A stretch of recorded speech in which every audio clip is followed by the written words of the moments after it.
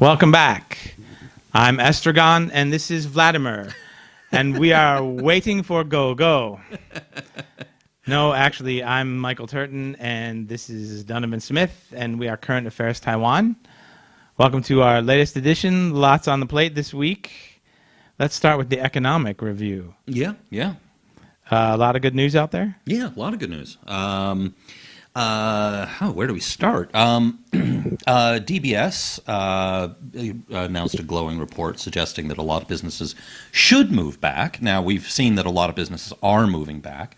They crunched some of the numbers, and they said that, and I actually disagreed with some of their assessments, but they came out with, they said that salaries are still higher in China. Now, I'm reading the press summary, so the report itself could have gone into greater detail, but they talk about how salaries are on average about $1,500 U.S. In Taiwan versus about $1,000 in China. So it still makes sense on the labor side for China. I disagree with it, but they also pointed out later that the productivity of Taiwanese workers is significantly higher. I'd add to that, which may have been in the original report, that there tends to be a lot higher staff turnover in China. Right. So the costs associated with training and retraining and retraining and retraining and retraining aren't there. And with Taiwanese companies, you can actually hire a certain number of foreign workers who are hired at who cost less than $1,000 US, which brings out the average cost on the salaries probably down to roughly around Chinese levels, but without the turnover, with higher productivity, better education, and better health care, right. blah, blah, blah, blah, blah. And you don't have to have a party representative, in the office getting paid to be a party representative. And now land is much cheaper there. That is a big problem here in Taiwan. A good land availability, it's expensive, so that was a big one. So they were basically saying, with automation, with the productivity of the workers and all of this, that if you're a higher value-added product, they should move back to Taiwan, that was their assessment. Oh, good. Obviously, if you're a heavy labor or land-intensive one, Taiwan doesn't make sense, but we've known that for years. Right. And if you're a heavily polluting factory... well, you need government subsidies then. Yes. Nowadays, really only the ones who get away with it are kind of like legacy grandfathered in, right. Like Formosa. New ones coming in, they don't cut them much slack in Taiwan anymore. Not anymore. Not anymore. So the election's coming up in a few months. Yeah. How does the fourth quarter hiring look? The fourth quarter hiring looks stable, but it's according to a recent survey of business managers, Taiwan had the fourth best hiring outlook for the fourth quarter in the world. Wow. I think that was OECD. So I should change jobs. Yeah, apparently. You should definitely get that job you've always been eyeing in biotech research. No, the one I wanted was chocolate tasting. Oh. That's, anyway. So that's good. There's been a variety of different employment reports out recently. There's that, which is super positive. Another one which said it was basically stable. In other words, the crosswinds of economic slowdown from the tariff war are being offset by Taiwanese businesses returning right. To Taiwan. Yeah. That was another one. And then there was also salaries are up. It's 2-point-some-odd%, but after inflation, it was at about 1.7% year on year, which means salaries have now risen to the point of 17 years ago, which is 2002. Now, during the Ma era, they were stuck at about 1999 levels, so this is improvement. Now, keep in mind, at some point, if these salaries do continue rising like this, they're basically going to jump and then reach an all-time high level, because it wasn't long after 2002 when the salaries kind of came down and then just sort of, they've been kind of flat. Yeah. They flatlined. They kind of flatlined. Yeah. But we had other good news. Yeah. Fixed capital investment in Taiwan is up almost 40%. Yeah. Yeah. So even though export orders, I think, have been falling for a couple of quarters now, things are looking pretty good. going into the election. And if the economy is looking good and people have a little money in their pocket and they have a job, they're going to be voting for the current administration. Yeah. More than they're going to be voting for change. The question mark, unfortunately, with that 1.7% income growth, the question is how many people are feeling it. It may be that there's certain sectors of the economy that saw big boosts, or more likely, what happened is that entry-level workers who are making minimum wage saw their wages boost. Yeah. Whether or not everyone else saw a salary boost, I don't know. That's so how widespread this is really hard to say. It might be appearing at the bottom because my girlfriend was telling me, she works in a factory, and she was telling me that all the workers there are really happy because apparently they're getting a little more money. Oh, good. Yeah. So who knows? We'll see. Yeah. All right. So what else is going on here? So we saw Robert Tsai's group, that's the Want group, has been supporting the KMT candidate, Han Kuo-yu, the current mayor of Kaohsiung. And another Chinese media organ in Taiwan. Oh, no, did I say Chinese media organ in Taiwan? I'm sorry. Not another. A Chinese media organ in Taiwan was sending around a video by Joanna Lei, who is the head of the KMT National Women's Organization and has been a long time deep blue politician in Taiwan and various legislator, city councilor, whatever. And she was talking about how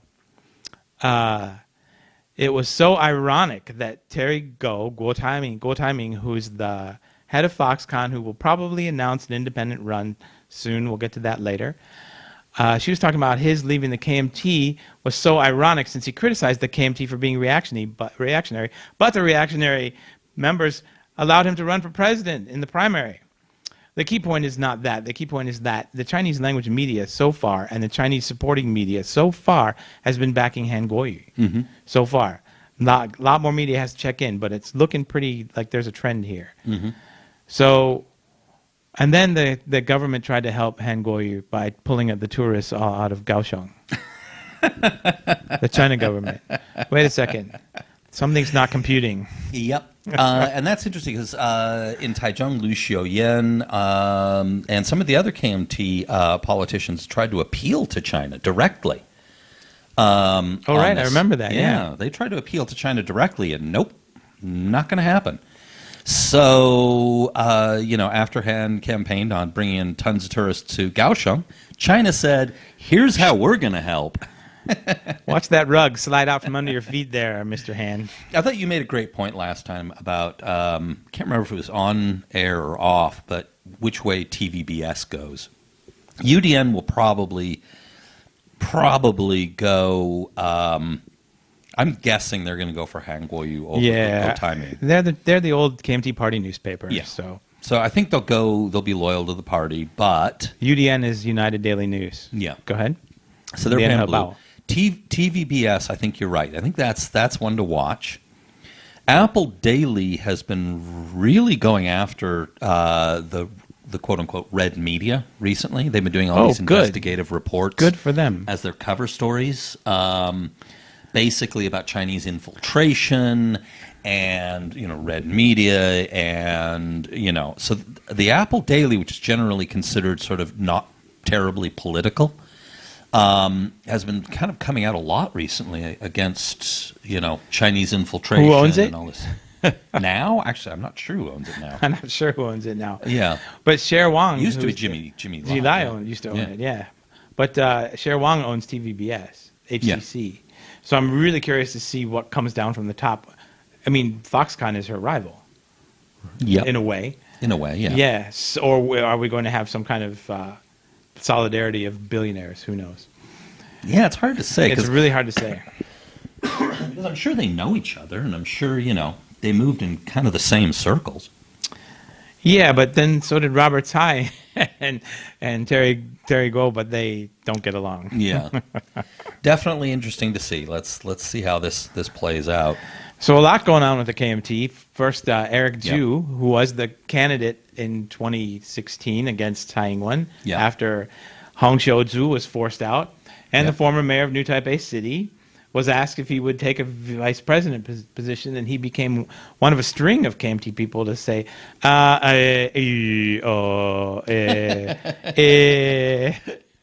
Yeah. and that's a direct quote. Yeah, he came out and he said, I'll help the campaign, but I don't want a position. Now, it's also worth noting that at the big shindig, the big campaign launch rally in New Taipei City was not attended by either the current New Taipei City Mayor Ho Ho Yo-i Yo-i or Eric Chu. Now, it's a little too early to say that that Eric Chu definitely is. He doesn't appear to be actively against Han Kuo-yu, but he seems to be keeping a little bit of a distance. In other words, I'm a loyal party man, so I'll support our candidate because I'm a loyal party man. Yeah, that seems to be the thing, doesn't it? Yeah, not because he really likes Han. Yeah. That's the vibe that I'm getting here. And now Ho Yo-i is flat out keeps smacking Han Kuo-yu. He is openly distancing himself. Then we've got Wait Liu a second. Xiaoyan. Let's remember that Ho Yo-i used to be the national police chief for Taiwan. Yes. And he was the national police chief of Taiwan when Han Kuo-yu was a rising nobody. Yep. So he probably knows stuff about Han Kuo-yu that a lot of people might not know. Yeah, and he's from Jiayi and may know a lot about the Yunlin crowd that Han Kuo-yu ran in the next with. county over, yeah, and they're all intermingled. Yeah. So there may be history there too. But meanwhile, we've got Liu Xiaoyan here in Taichung. the mayor of Taichung, the KMT mayor. Yeah, and she has been she did this time meet up and do a little bit of campaigning with Han Kuo-yu. This time, but not a whole lot, and she still hasn't said she will or won't take the largely ceremonial position of campaign manager for Taichung. So that's very interesting. Meanwhile, the red and black factions, though, have been actively tying their flag to Han Kuo-yu very, very strongly. So it's interesting that Liu Xiaoyan is very tepid, a lot like Eric Chu. But she's backed by them. I know, but she's also a mainlander. I don't. So she seems to be iffy on, she's, again, it's like Eric Chu, tepidly, I'm a loyal party person, so I guess I'll do it. Party, yeah. But so come on, let's talk about him. Let's talk about Guo Taiming. Oh, yes. Terry Gou. Yes. Yes, the founder and chairman of Foxconn. Now, I don't know what kind of advisors he had, but if you're going to have a company and you want to name that company in English and you want to make sure that you have a reputation for honesty and integrity, let's take the words Fox and Con and put them together in the name. Maybe the fox was supposed to be clever. I've always thought that was a slight marketing mistake, but okay. Well, it has two ends, so it has two ends, so it leads you astray from that. Totally different. Yeah, I mean, it does sound kind of cool, but then when you stop and think about Foxconn, I don't know. Anyway, so Go is supposed to be making some kind of announcement tomorrow. You told me. Well, yes. Well, he was. Everyone thought he was going to make the announcement today. Yeah, that's what I thought. I was hoping to be monitoring it during the show. Is he going to be running or not? And now his people have said tomorrow. Now tomorrow's the last day he can make that. So if I check Twitter, I won't find him, huh? I don't know. It looks like tomorrow afternoon. That's so depressing. I know. I wanted to talk about this today. Yeah. But so we don't know technically if Terry Gou is going to run. No, that doesn't necessarily mean if he doesn't run tomorrow, that means he's not running as an independent. So there's two possibilities here. The three possibilities. One is tomorrow tomorrow, as expected, announces he's running as an independent and announces his Veep. This could be the problem, is his vice presidential nominee might be the holdup here. Right. Varying reports seem to be that he didn't have people. He did have somebody. He had his, he made up his mind. Anyway, so that could be the problem here. So that could be the issue. So it could be that tomorrow he comes out and says, I'm running, and here's my VP. Okay. Number two, he comes out tomorrow and says, unfortunately, I haven't settled on a VP. And then that means either he's not going to run, which is option 2. Yeah. Or It option could 3. happen. Or option 3, he seeks out James Sung and tries to get the nomination of the PFP, the People's First Party, because they're an established political party with enough history and legislative seats and all this. And so Right. they qualify. They don't have to officially declare their candidate for president until October something, or early November, late October, early November, something like that. Oh, okay. I forget the exact date, but political parties have more time. Right. So, anyway, and that also means technically that the KMT could dump Han Kuo-yu, although at this point I really strongly think they won't. But that could change over time. At this point, no way. They can't. We talked about this. Yeah, last we talked week. about it last week. So, what do you think of those 3 options? What do you think we're going to see? Oh, and then by the way, if he doesn't run, here's another segue conversation. Then that means all eyes are going to be on Huang Guocheng, which we need to talk about in a minute, Oh, that's right. and James Sung. But go on. James Sung? Yeah, Sung's and the other not gonna run presidential again. candidates. Wouldn't that be awesome? There's two other people who are Wang registered. Jinping and that Buddhist monk, The Buddhist monk, and then there's that person who got like 5 votes in Matsu. the Formosa Alliance guy. Well, no, there's that guy. Oh, who's there's that guy. declared. There's- And then there's this so other, many. Yeah. Anyway, It's- are they the same guy? I don't know. The Formosa Alliance guy who you told me was a former New Party candidate. Yeah, and doesn't have the backing of the Formosa Alliance. So, Okay, well. all right, So anyway, here you go. Terry Gou leaves the KMT this week, accusing it of being reactionary. Yep. You got to admit, a billionaire who's from a colonial ruling class has to know a lot about reactionary. Yes. Reactionary, out-of-date party. Yeah. Now we should qualify here. He's old enough that you can kind of say that he's from that ruling class. He was Well, he's not really. He's his one parents. His parents came in with the ROC government in exile and took Yeah. over the country, and younger people from families that came over. I don't think they're like that at all. But, yeah, I don't know. but But anyway, now you made me lose my train of thought here. okay. So So wait a second. sorry. So he said it was out of date and Reactionary. reactionary, and then what were we talking about? Damn it. Okay. Well, there's 3 possibilities. Terry Gou. So either he's running, he won't, and he'll run with the PFP. He runs with the PFP. So I was asking, what are your thoughts? Well, I'm thinking that it's going to be independent because we were talking about this earlier. Han and Go already have considerable overlap. They're both mainlanders. They both appeal to KMTers. Terry Gou does pull in more Greens than Han does. Yeah. But they're both running on the same platform. We're going to make Taiwan rich. Yeah. Except there, of course, as you noted last week, Go's credentials are massively better, right? Although that was after the show taped. Yeah, but go on. Yeah. But so I think he'll run as an independent because if he goes for the PFP, right away he's got all the PFP baggage. Yeah. And those guys are not squeaky clean. No. And and all those guys are also local faction-based guys. A lot of them, yeah. So there's going to be those are the same people who might otherwise be supporting Han Kuo-yu, who will now all have to make decisions about which faction-oriented politician they're going to be supporting. It's going to be interesting to watch. It's going to be very interesting to watch. Another thing that I was thinking of. Remember, he's been cultivating Matsu now for 3 years. Yes. So, and he said In a it was petri dish at Matsu home, who will. but yeah.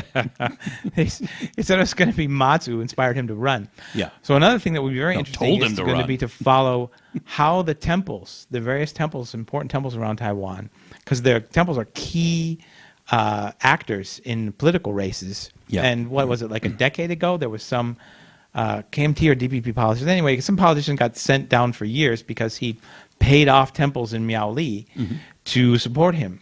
And that was considered vote buying. Right.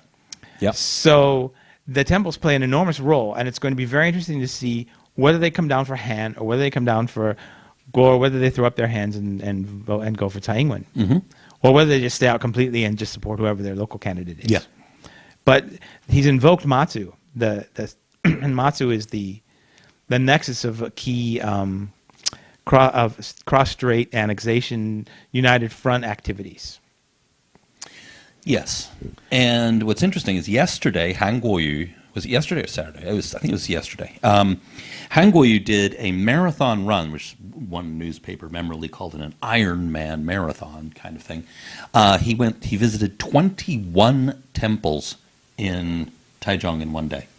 Wow. 21 in one day. That's pretty impressive. That's really impressive because those temples were super important in swinging the elections back and forth, Yeah, the and he local elections. Apparently did not even stop for a bathroom break. That's what the newspaper reported. Yes. Superhuman, Mr. Han. Yes, yes. So yeah, the temples are absolutely key. Yes, definitely. And Han Kuo-yu did exactly what you're talking about yesterday. Was appealing to them, Appealing to the temples. Wow. of course. The PFP. I think James Song, just by his character and everything he stands for, I think he would back Go. Well, you remember that Song is associated with Jiang Jingguo, right? Yeah. Yeah. And when Go left the KMT, he made that comment that Jiang Jingguo wouldn't even recognize today's KMT, right? Yes. Yeah. And so he evoked the spirit of he invoked the spirit of Jiang Jingguo, who for many Taiwanese in the over 50 generation will recall an era of the Taiwan miracle and prosperity and all that stuff. Yeah. And by the way, I should note, before he said that, you posted up, it was on Facebook or Twitter. Oh, really? Like a week or two ago, something saying, I'm just waiting for Terry Gou to invoke the spirit of Jiang Jingguo and to say that he represents the real KMT. And essentially, that was just proven right. He didn't he directly evoke the spirit of Jiang Jingguo. Yeah. Exactly as you predicted.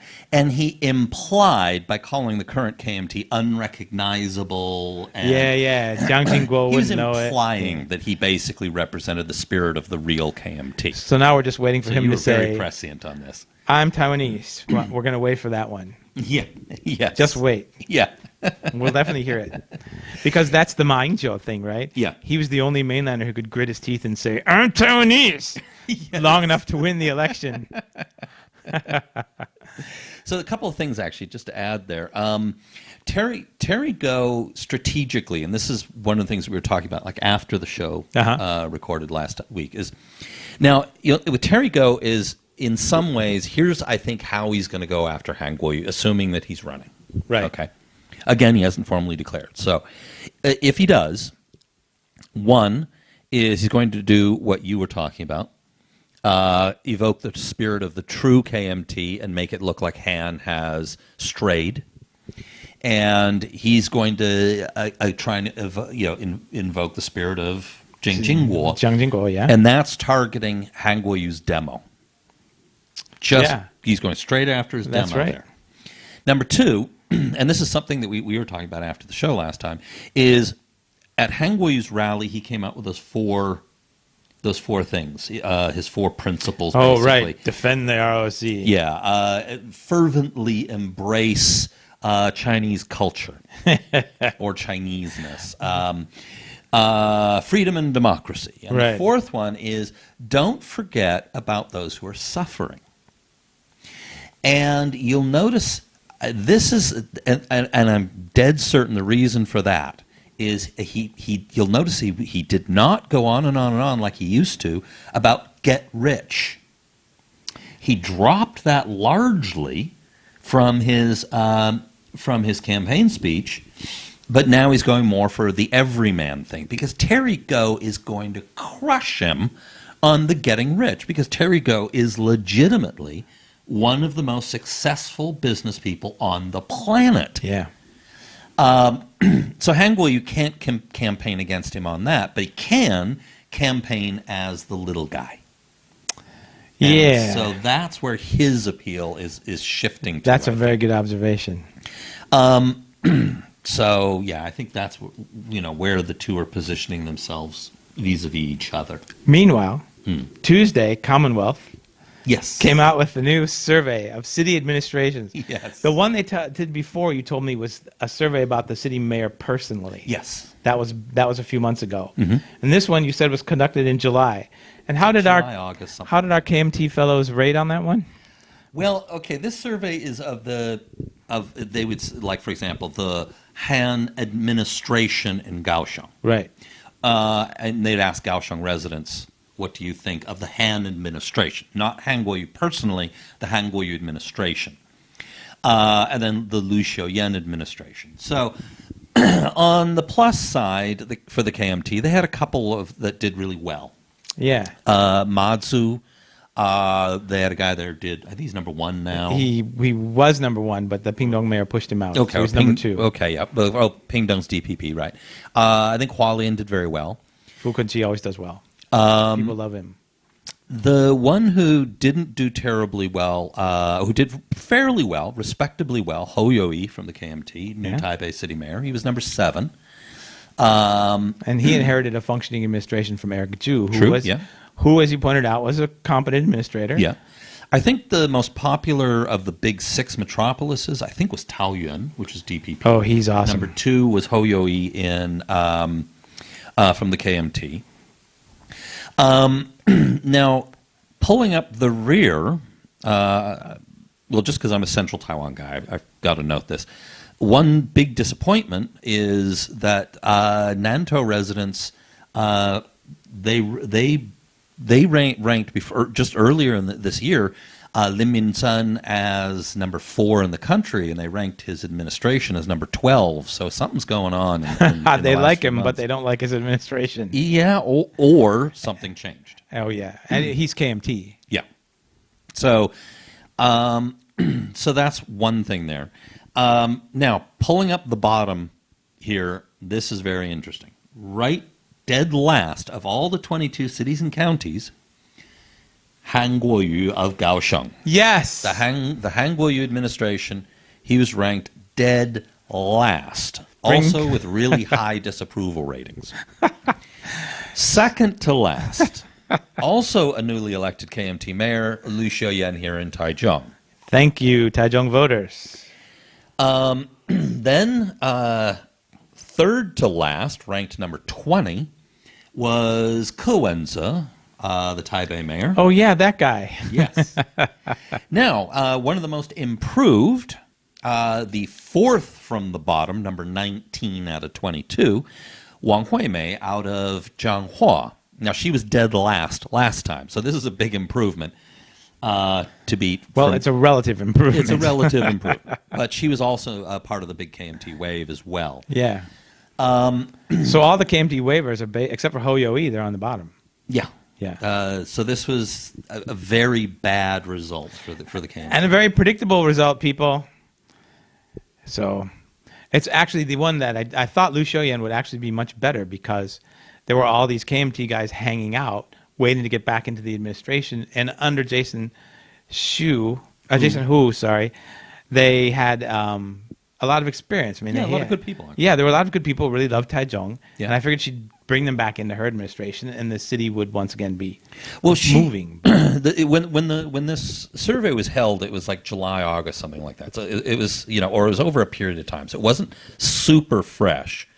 And it is worth noting that she did bring in some experienced people, have been phasing it in over the first couple of weeks of this month, bringing in some new blood from both the old Jason Hu administration and from Eric Chu's administration. Oh, that's a smart move. She probably knew that she was getting killed in the polls, and so she made some moves to shore things up. Yeah, so she did bring in some experienced blood from earlier KMT successful, generally popular, successful administrations.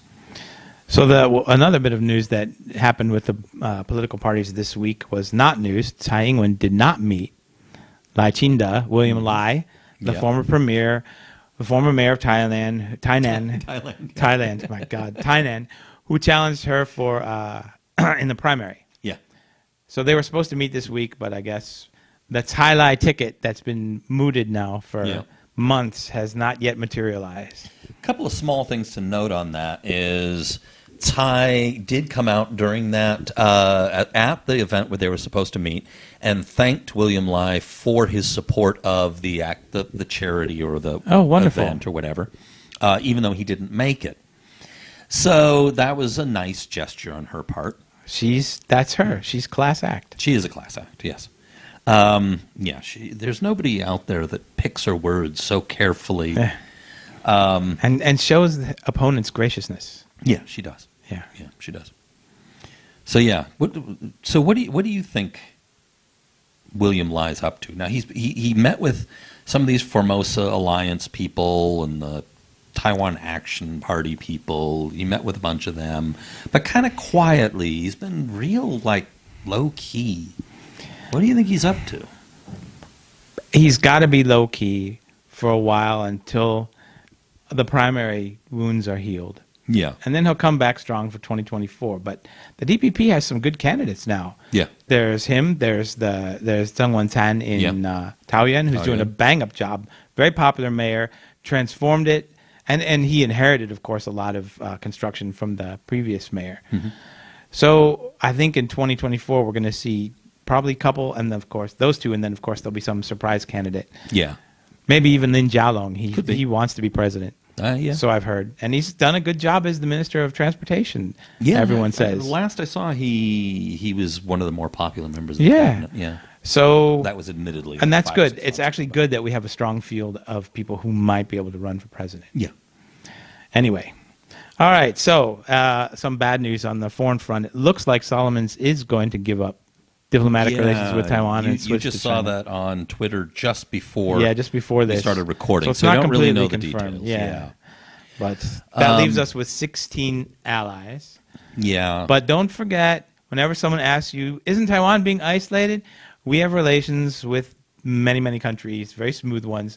They're just conducted informally. These are not allies, folks. They're not going to come to our aid if we're attacked with their armies. What? The Vanuatu army is not going to mobilize in our defense. These are countries that Taiwan or the Republic of China has formal diplomatic relations with.